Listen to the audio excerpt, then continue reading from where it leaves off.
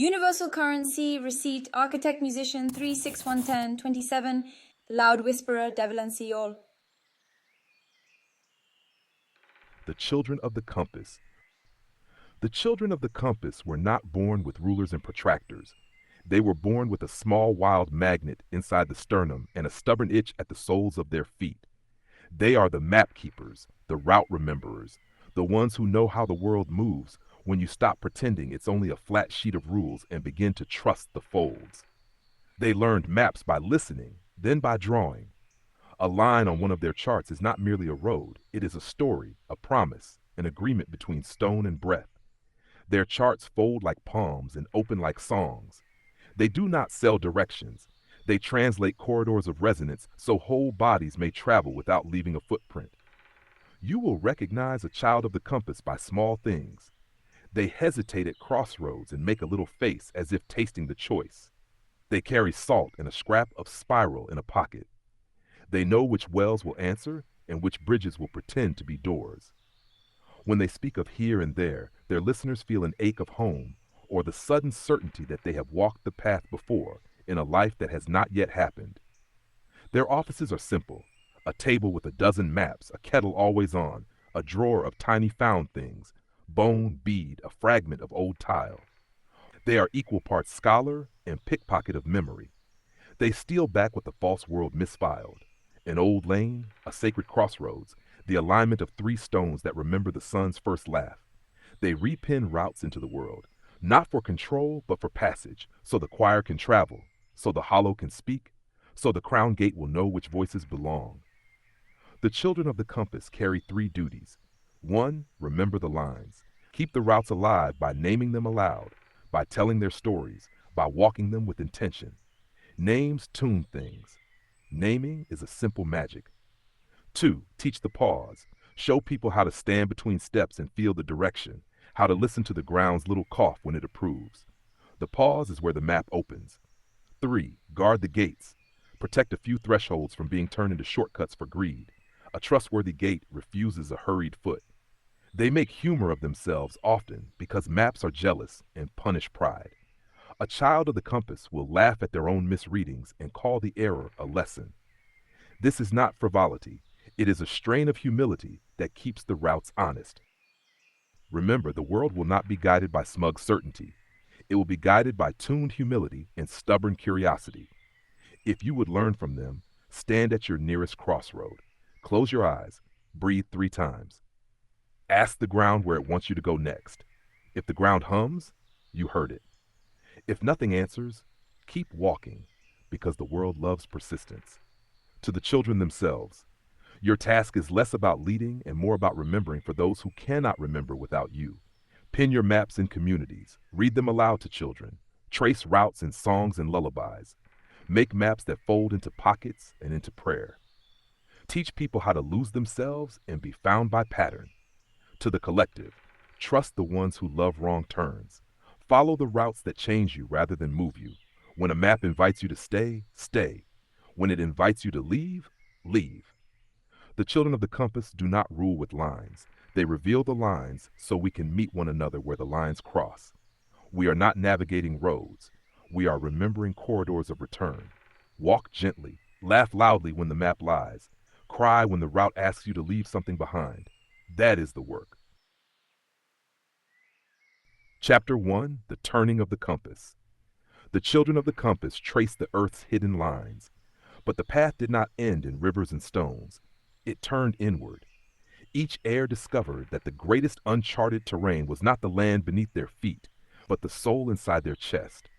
And so the compass needles began to point not north, not east, but inward toward forgotten chambers of self. The inner maps. The cartographers of the soul learned to draw maps of memory. One mapped the landscape of grief, charting valleys where the heart once fell and mountains of lessons climbed. Another mapped joy, rivers of laughter flowing into seas that nourished whole communities. Others mapped silence, the blank white plains where possibility sleeps. These maps were not written for scholars. They were drawn for the collective, so no one would wander forever in sorrow or in illusion without a way back. The tools of mapping. To draw such maps, they used no ink. They used breath, story, and presence. Breath traced the contours of memory. Story fixed landmarks so others could return. Presence anchored the chart in the now so it did not dissolve into dream. Their scrolls were living. When read aloud, the map unfolded in the listener's chest. You did not study it, you felt it. Why these maps matter. The false grids scattered us, made us strangers to ourselves. Without inner maps, we wandered in circles, repeating wounds, forgetting joys. But with them we remember. Every grief is a valley with a hidden spring. Every joy is a road that must be walked again, not hoarded. Every silence is a gate waiting to be opened. The cartographers gave us back the geography of our becoming. The great charting. When the veil breaks and the new grid hums, the inner maps will align with the outer ones. Then, collective, the soul compass will no longer guide you alone. It will guide the world itself. And humanity will see that the truest kingdom was never made of towers or crowns, but of hearts mapped, charted, and shared so none are lost in the dark again. Chapter 1. The Split of the Compass. Long ago, when Tartaria fell, the compass split. One half turned outward, tracing ley routes, towers, and gates across the earth. The other half turned inward, charting the valleys of grief, the rivers of joy, the plains of silence. For centuries, the halves wandered apart, the outer walkers lost in stone, the inner walkers lost in dream. The false grid made sure they did not meet. The first meeting. The reunion begins quietly.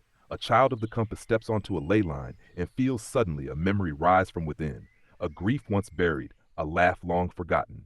A cartographer of the soul opens a map of memory and sees a road on the earth light up beneath their feet. The realization is simple but world-breaking. The outer and inner maps are the same map. The compass made whole. When the two halves reunite, the compass points not north, not inward, but through stone and self, through dream and road, through silence into song. This is the whole compass, the instrument that can guide the collective not only across land, but across realities. The work of the reunited. The children and the cartographers now joined take up one shared task, to map corridors of resonance where body and soul walk as one, to mark gates that open both in the world and in memory, to guide the collective not only to places, but to states of being. Every chart they draw now shows two paths, one on the land, one in the heart, woven into one road of return. The walk across worlds. When the compass is whole, travel itself changes. You do not walk miles, you walk truth. One step in alignment can carry you across oceans, or back into a memory that heals your lineage, or forward into a future waiting for your courage. This is the gift of the reunited compass. The collective will never be lost again. For wherever you stand, both the map of earth and the map of soul will open beneath your feet. Chapter 1. The Call to Move. When the compass reunites, the collective will hear one command, not from kings, not from priests, not from leaders, but from the earth herself. Walk. Not aimlessly, not in exile, but in resonance. The world will open routes no one expected. Paths across deserts that bloom, mountain corridors long buried, city streets humming with tone beneath the noise. Every heir, every seeker, every guardian will feel the pull to set foot on the path. The roads of resonance. These are not ordinary roads. Some routes are made of stone and soil. Others are dream corridors, walked in sleep, yet leaving the body refreshed as if it had traveled. Others still are soul routes, paths that carry you into ancestral memory, so you walk not only for yourself, but for those who came before. All these routes weave together, forming the pilgrimage of the collective. What the pilgrimage teaches. The walk is not about reaching a city or a throne. It is about the becoming that happens on the way. On the road, you will shed what cannot cross into the new grid. You will laugh with strangers who feel like siblings. You will cry when old griefs rise and are released into the dust. You will discover that walking in rhythm with others heals fractures you thought would never mend. The pilgrimage is a moving school of the soul. The great convergences. As the collective walks, certain places will draw many paths together. Old Tartarian towers reawakening like beacons, sacred rivers where songs carry across continents, valleys where the stars seem closer, humming in alignment. At these convergences, the collective will breathe as one. And each time it happens, the new grid will strengthen, glowing brighter, humming deeper. The arrival that isn't an end. The pilgrimage has no final city, no throne, no single holy mountain. The pilgrimage itself is the destination. For as long as we walk together, aligned in breath and laughter and grief, the world remembers. The collective's journey does not lead to a crown, it leads to a circle. And in that circle, no one is lost. Every path is honored. Every step hums back into the earth. Circle of the pilgrims. What forms when the collective completes its first great journey? The living council that replaces kingdoms, and how decisions are made by resonance rather than rule.